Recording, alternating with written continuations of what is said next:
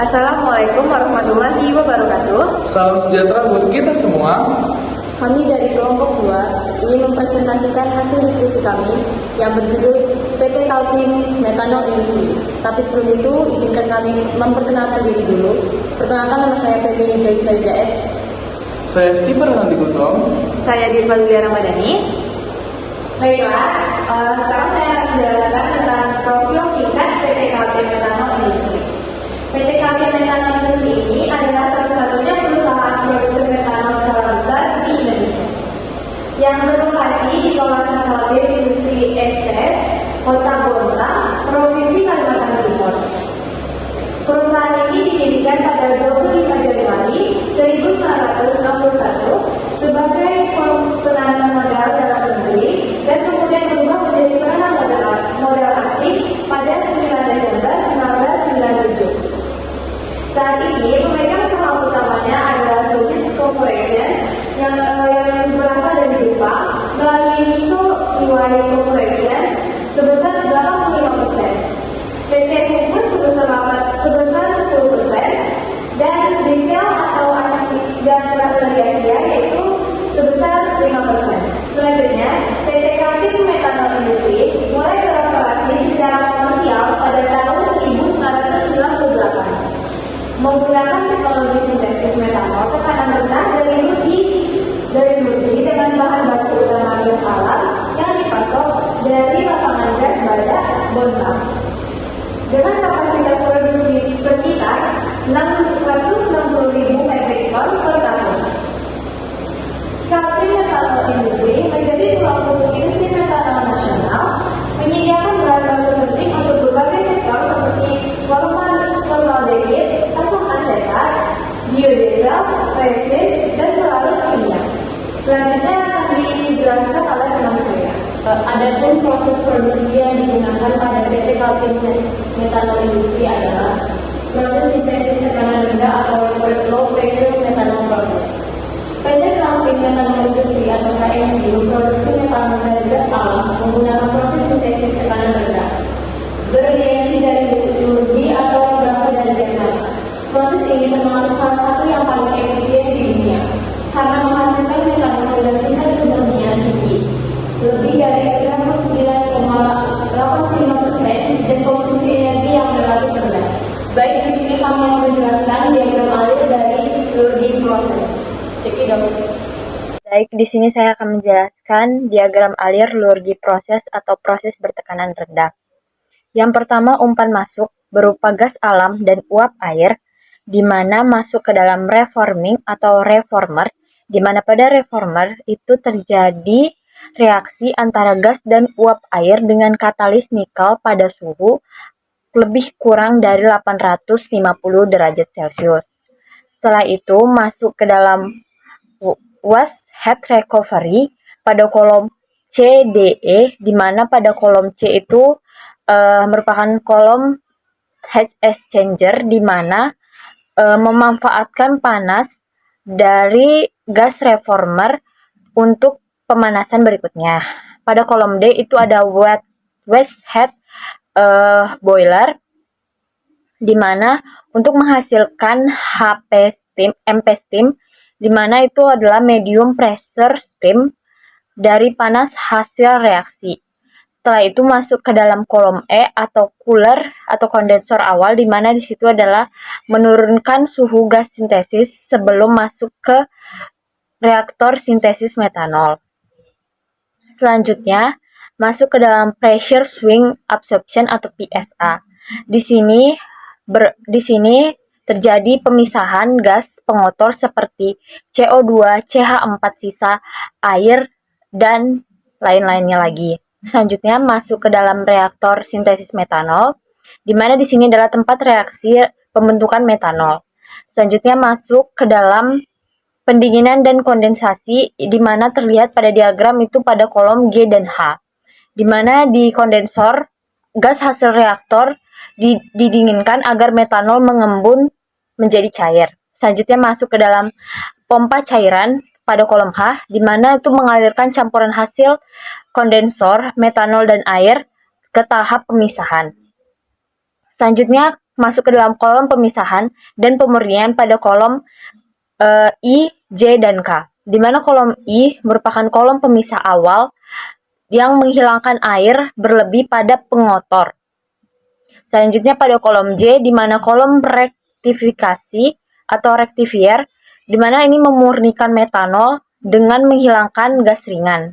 Selanjutnya masuk ke dalam kolom pemurnian pada kolom K, di mana di sini tuh menghasilkan metanol murni atau pure metanol dengan kemurnian lebih dari 99,85%. Selanjutnya pada produk akhir, itu merupakan produk utamanya yaitu metanol murni. Adapun kelebihan dan kekurangan proses murni adalah, yaitu kelebihannya, yang pertama, konversi gas tinggi. Yang kedua, kinerja katalis stabil. Ketiga, desain reaktor efisien. Yang keempat, hemat energi, kualitas produk tinggi. Dan yang terakhir, dapat memanfaatkan berbagai bahan baku.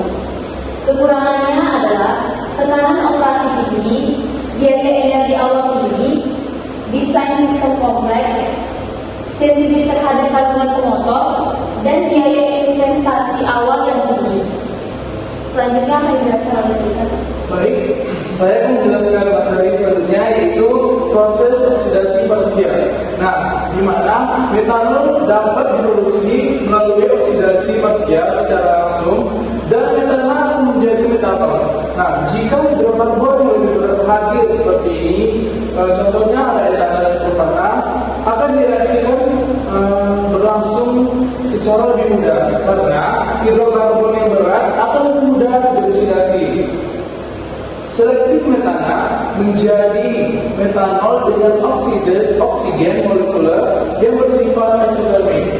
Pada proses kali ini, oksidasi parsial metana secara langsung dalam fase gas menjadi metanol beroperasi pada tekanan tinggi dari 20 sampai 100 bar dan suhu perkiraannya sekitar 370 sampai 450 derajat Celcius yang telah dikenal selama lebih dari 1 abad. Dengan upaya eksperimen yang signifikan selama tahun 1980-an sampai 1990-an, dan biasanya dengan penggunaan oksigen 2 sampai 10 volt dan dengan waktu dalam beberapa detik yang digunakan oleh reaktor dengan menghasilkan 90% selektivitas metanol dan 20% konversi metana tanpa adanya katalis. Nah, berikut saya akan menjelaskan diagram alir mengenai proses oksidasi parsial. Baik, saya akan menjelaskan mengenai proses oksidasi parsial. Sebelum memulai penjelasan mengenai diagram alir proses oksidasi parsial, saya akan menjelaskan secara singkat mengenai proses ini. Nah, di mana proses ini biasanya digunakan untuk mengubah natural gas atau gas alam menjadi gas sintetis atau syngas. Nah, biasanya yang digunakan yaitu campuran karbon monoksida atau CO dan H2 atau hidrogen. Nah, berikut penjelasannya mengenai diagram alir pada proses oksidasi parsial. Nah, yang pertama yaitu proses umpan gas alam atau natural gas yang bisa dilihat pada gambar. Nah, pada proses kali ini yaitu melalui proses aliran 1. Nah, di mana digunakan yaitu kompresor C01. Di mana pada proses ini gas alam dari sumber dikompresi dari C01 akan dipanaskan pada E01, di mana gunanya itu untuk mencapai suhu reaksi yang sesuai dan untuk meningkatkan tekanan dan suhu agar reaksi oksidasi parsial dapat berlangsung secara optimal. Selanjutnya yaitu proses oksidator atau oksidan, di mana proses ini melalui aliran 3. Nah, biasanya oksidator yang digunakan yaitu udara murni yang akan dikompresi di C02 dan akan dipanaskan di E03. Nah, panas awal ini gunanya untuk membantu mencapai suhu tinggi dalam reaktor tanpa ada tambahan pemanasan eksternal yang cukup besar. Selanjutnya yaitu proses pencampuran gas alam dan oksidator. Nah, proses ini terjadi pada aliran 2 dan aliran 5 yang akan bertemu di E04, di mana di E04 ini gas alam, panas, dan juga oksidator akan dicampur. Nah, proses ini biasanya memanfaatkan panas yang bersisa dari hasil reaksi rekuperatif. Nah, selanjutnya yaitu proses reaktor oksidasi parsial yang terjadi di R01. Nah, pada proses ini pada aliran masuk 7 dan 9 akan terjadinya oksidasi parsial di R01, di mana reaksi ini bersifat eksotermis atau dapat menghasilkan panas. Nah, suhu yang digunakan biasanya itu dengan suhu 1100 sampai 1400 derajat Celcius dengan menggunakan tekanan yang tinggi. Nah, produk keluar atau produk hasil yang berupa gas campuran ada CO, H2, CO2, H2O, dan sisa CH4. Baik, selanjutnya yaitu proses pendinginan gas produk. Biasanya dapat terjadi di E05.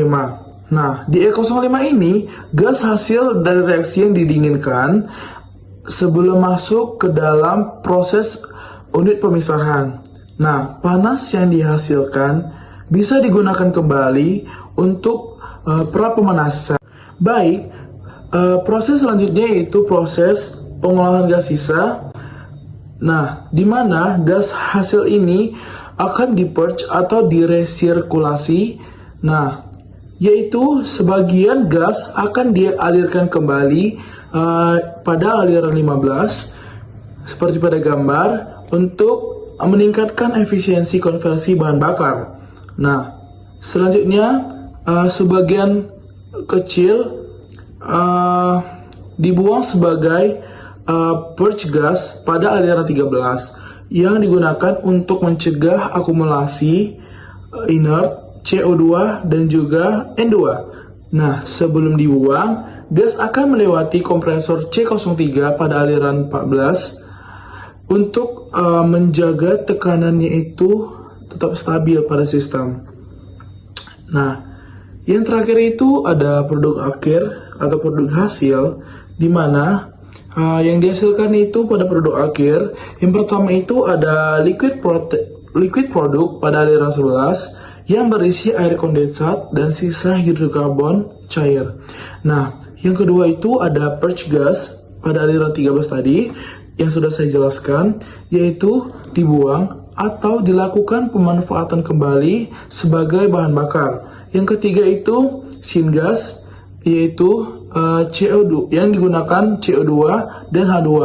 Dari sistem ini biasanya digunakan untuk yang pertama seperti pembuatan metanol atau CH3OH, yang kedua produksi amonia atau NH3, yang ketiga itu ada proses Fischer-Tropsch untuk penggunaan bahan bakar sintesis.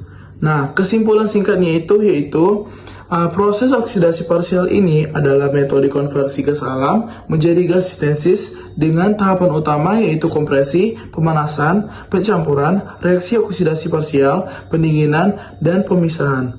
Nah, kelebihannya yaitu proses itu lebih cepat, lebih efisiensi energi, dan dapat menghasilkan rasio produk H2 atau CO yang cocok untuk produksi metanol atau bahan bakar sintesis. Baik, di sini saya akan menjelaskan kelebihan dan kekurangan pada proses parsial. Nah, kelebihan yang pertama itu produksi syngas itu lebih efisien. Yang kedua, tidak diperlukan uap air berbeda dari yang sebelumnya. Selanjutnya itu proses lebih cepat dan reaktor lebih kompak. Yang terakhir itu dapat mengeluarkan yang bahan bakar yang lebih sulit. Kekurangannya yang pertama itu kendali reaksinya lebih sulit. Yang kedua, biaya investasi dan operasinya cukup tinggi. Nah, yang ketiga itu pembentukan produk samping yang menghasilkan CO2 dan jelaga. Yang ketiga itu selanjutnya ada efisiensi energi lebih rendah dari reforming terkatalis. Baiklah, selanjutnya saya akan menjelaskan tentang proses CPI Inventa. Pada proses ini, fluid hidrokarbon didesulfurisasi untuk mencegah keracunan katalis sintesa metanol. Kemudian, sintesa gas diperoleh secara oksidasi parsial tanpa katalis di dalam sintesis gas generator yang beroperasi pada temperatur 1371 Celcius dan tekanan 30 atm. Kandungan CO2 dalam sintesa gas pada reaktor Cook flow reactor ditekan sampai 306 sampai 374 atm. Temperatur reaksi berlangsung pada 332 Celcius sampai 379 Celcius. Aliran gas kemudian masuk ke suatu konverter yang berisi tube katalis tembakau, di mana terjadi reaksi pembentukan metanol dengan konversi 20%.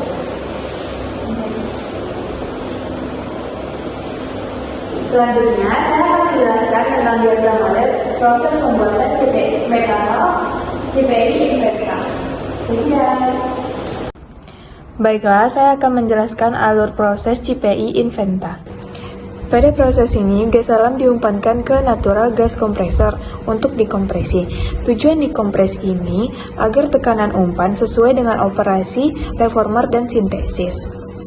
Kemudian, setelah dikompresi, gas alam tidak langsung diolah, tetapi dimurnikan terlebih dahulu dari sulfur. Sulfur ini wajib dibuang, karena katalis pada reforming dan sintesis ini terlalu sensitif terhadap adanya sulfur. Setelah gas alam bersih, gas ini dilewatkan ke saturator untuk menambahkan steam sehingga rasio steam to karbon tercapai sesuai kebutuhan reformer. Di sini aliran gas masuk ke preheater untuk dipanaskan menggunakan panas dari proses lain, sehingga konsumsi energi furans berkurang. Gas yang telah panas kemudian masuk ke GHR, gas heated reformer. Disinilah proses steam reforming terjadi. Metana bereaksi dengan uap air pada temperatur tinggi membentuk gas sintesis yang kaya hidrogen dan karbon monoksida. Tapi reformer ini belum cukup, sehingga setelah dari GHR syngas masuk lagi ke secondary reformer, di mana diberikan tambahan O2 untuk melakukan partial oksidasi. Tujuan dari ini adalah menaikkan lagi konversi CH4 dan mengatur rasio H2 atau CO agar ideal untuk pembentukan metanol. Syngas yang keluar dari reformer ini masih sangat panas, sehingga panasnya dipulihkan kembali melalui heat exchanger. Sebagian digunakan untuk preheating feed, dan sebagian lagi dapat digunakan menghasilkan steam proses. Syngas yang sudah berada pada kondisi yang cocok lalu dimasukkan ke konverter metanol. Di konverter inilah reaksi pembentukan metanol terjadi pada tekanan tinggi dengan bantuan katalis. Karena reaksi pembentukan metanol bersifat eksotermik, maka temperatur dikontrol menggunakan intercooler agar tidak terlalu tinggi sehingga katalis aman dan konversi tetap optimal. Campuran keluar dari reaktor melalui kondensor.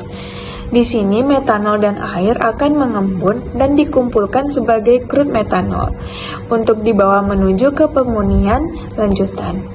Gas yang tidak bereaksi tidak dibuang, melainkan diputar kembali ke konverter melalui unit sirkulator.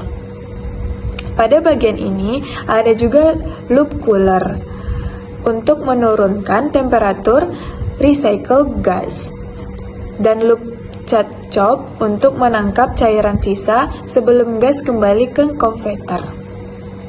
Sebagian gas kecil recycle sengaja dibuang sebagai pure.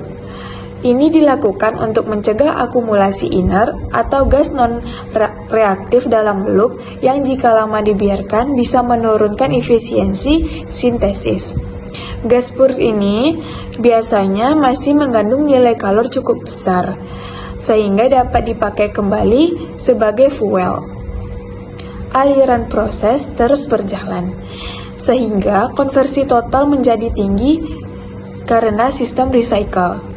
Di akhir garis, crude metanol dari capcot akan masuk ke tahap distilasi untuk mendapatkan metanol murni. Sehingga produk yang didapat yaitu metanol dengan kemurnian yang tinggi. Baiklah, selanjutnya saya akan menjelaskan tentang kelebihan dan kekurangan proses CPI Inventa. Yang pertama kelebihannya yaitu efisiensi yang tinggi, kemudian kualitas produk yang baik, kemudian fleksibel bahan baku, dan ramah lingkungan. Serta kekurangan dari proses CPI Inventa yaitu investasi awal yang besar, operasinya yang kompleks, dan ketergantungan bahan baku, kemudian biaya perawatan yang tinggi. Selanjutnya akan dijelaskan oleh teman saya. Selanjutnya, adapun alat utama produksi metanol yaitu yang pertama reaktor. Reaktor berfungsi sebagai tempat terjadinya reaksi kimia utama.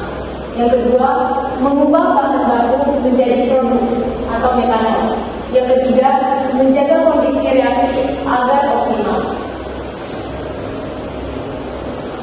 Yang keempat, menampung dan menjaga aktivitas katalis. Yang kelima, mengontrol panas reaksi atau eksotermik. Yang keenam, menentukan efisiensi produksi.